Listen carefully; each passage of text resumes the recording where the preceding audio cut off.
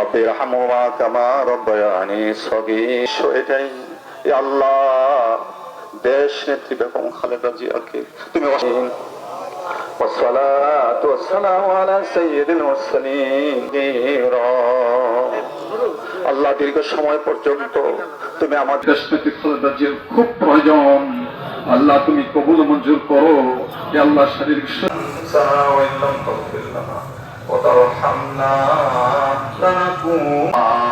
অনেকেরই মা বয়সের মায়ের সমতুল্য বয়সী মানুষ একটা হলো নির্বাচনটা তিনি দেখে যাবেন, নির্বাচিত হবেন, আল্লাহ দেশ সমাজ রাষ্ট্র করবেন। আয়োজন করা হয়েছেন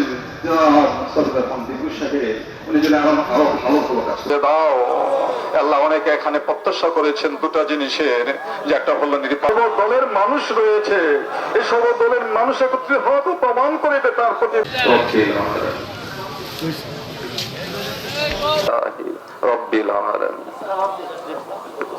আমাদের দেশ নেত্রী বেগম খালেদা জিয়া আপসের নেত্রী, যেই নেত্রীর মাধ্যমে বাংলাদেশে গণতন্ত্র এসেছে, যেই নেত্রীর স্যাক্রিফাইসে এই বাংলাদেশকে টিকিয়ে রেখেছে, এই নেত্রী আজকে অসুস্থ মানে বাংলাদেশ আজকে অসুস্থ। আজকে ওনার সুস্বাস্থ্য, ইভেন সুস্বাস্থ্য হয়ে যাতে আমাদের মাঝখানে এসে আবার যাতে রাজনীতি করতে পারে, এই আসার জন্য, এটার জন্য আমরা সকলে নিয়ে আজকে দোয়া মাহফিল, মিলাদ দোয়া মাহফিলের আয়োজন করেছি। আমাদের দেশ নেত্রী বেগম খালেদা জিয়াকে আল্লাহ কতটুকু সম্মান দেয়। ওনাকে শেখ হাসিনা বলেছিল যে ওনাকে আর এই দেশের প্রয়োজন নাই,